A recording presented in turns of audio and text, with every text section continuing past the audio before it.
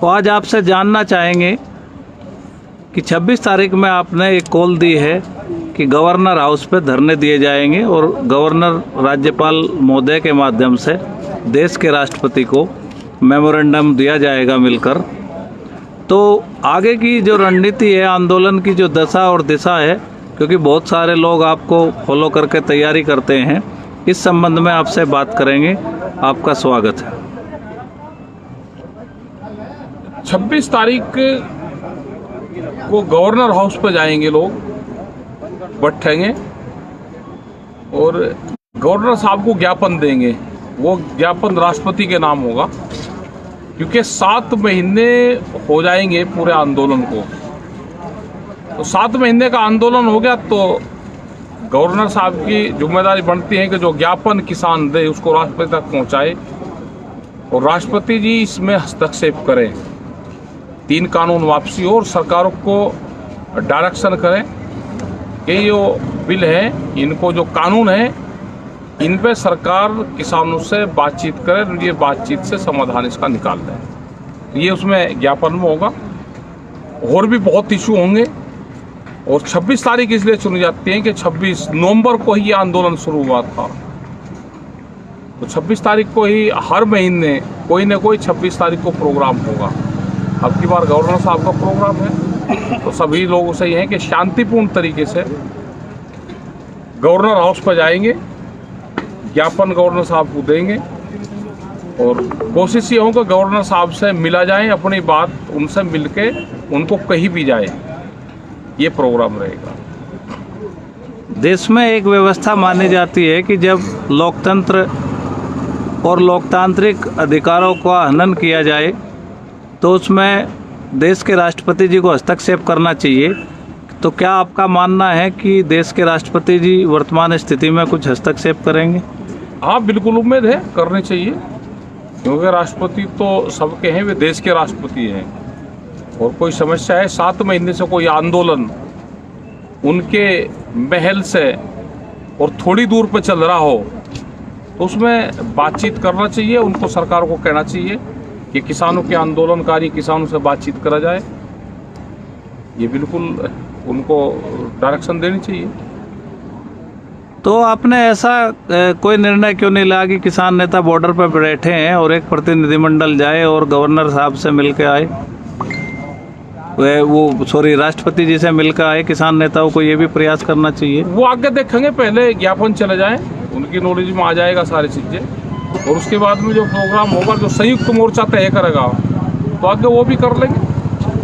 पिछले 15 दिन से सभी बॉर्डर पर हलचल है। चूँकि हम आज गाजीपुर बॉर्डर पर मौजूद हैं आपके साथ सब लोग, तो काफ़ी हलचल देखने को मिली है। तो इस अभियान को क्या अब और तेज किया जा रहा है? जिस तरह से मीडिया ने कहा कि आंदोलन सांसें ले रहा है, आंदोलन कहीं है नहीं, आंदोलन दिखता नहीं, तो आपने पिछली 26 तारीख को देश में एक इतना बड़ा आंदोलन सब लोगों ने मिलकर घर बैठे करके दिखा कि जिससे सरकार बहुत डरी और काले झंडे इस बार जितने लगे, साथ पहले कभी इतिहास में ना लगे हों।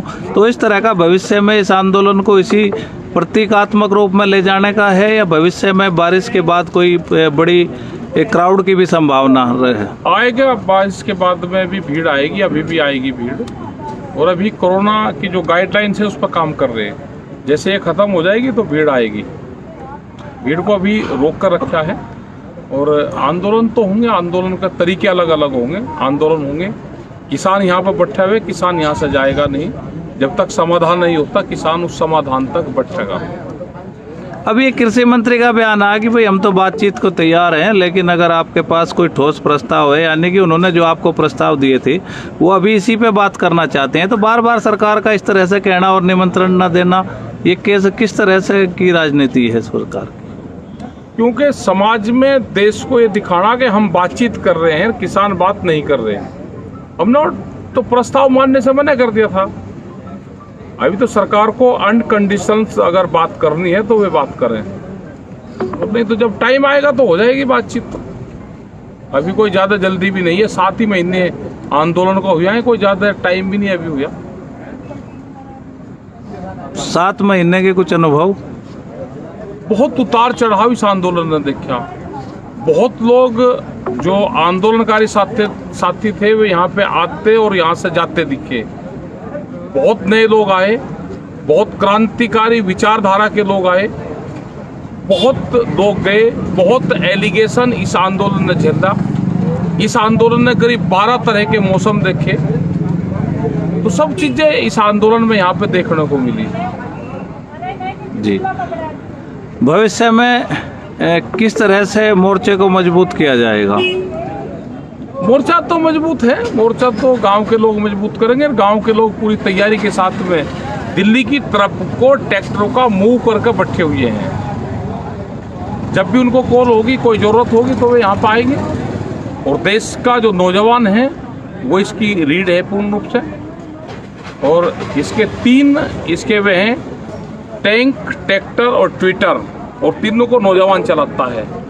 तो पूरी मजबूती के साथ में, पूरी शान के साथ में, पूरी ताकत के साथ में तीनों चीज़ों को बेबाक तरीके से अपना चलाते रहें, तो ही इसकी आज़ादी, किसान को आज़ादी मिलेगी, नौजवान को आज़ादी मिलेगी, महिलाओं को आज़ादी मिलेगी।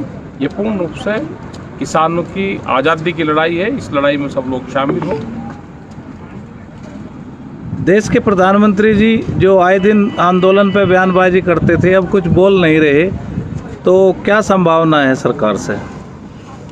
सरकार से तो अभी कोई संभावना है नहीं। सरकार तो विचार कर रही होगी सरकार, क्योंकि इलेक्शन है उत्तर प्रदेश का, तो बहुत मथन चला हुआ है। तो कोई ना कोई विचार कर रही होगी सरकार के आंदोलन को कैसे ख़त्म करा जाए, बातचीत करी जाए, इनकी डिमांड माननी जाए, नहीं माननी जाए, ताकत का इस्तेमाल करा जाए, तो उस पर विचार कर रहे होंगे प्रधानमंत्री जी। अभी इस आंदोलन को लेकर उत्तर प्रदेश सरकार के चुनाव का आपने जिक्र किया, तो सरकार में काफ़ी हलचल है। योगी जी को दिल्ली तलब किया गया, उनको बदलने की भी चर्चाएं चली, तमाम ऐसे क्यास लगाए गए कि योगी जी को उत्तर प्रदेश से हटाया जा सकता है। तमाम मंथन हुए, कई बड़े नेता उत्तर प्रदेश में गए, उसके बाद उन्होंने फीडबैक लिया। तो किसान आंदोलन से काफ़ी चिंतित तो है सरकार। तो क्या उत्तर प्रदेश का चुनाव ही ताले की चाबी बनेगा इस आंदोलन की? बिल्कुल ताले की चाबी बनेगा, और चाबी किसान के पास में होगी, क्योंकि बहुत मसले किसानी के हैं। गन्ना भुगतान का एक बड़ा इशू उत्तर प्रदेश का रहेगा, उत्तर प्रदेश और उत्तराखंड का।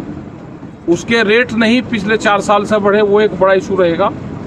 आलू के किसान का एक बड़ा इशू उत्तर प्रदेश का रहेगा। यहाँ पे खरीद नहीं होती, धान और गेहूं अभी मंडियों में है, उसकी खरीद नहीं हुई, तो उसका एक बड़ा इशू रहेगा।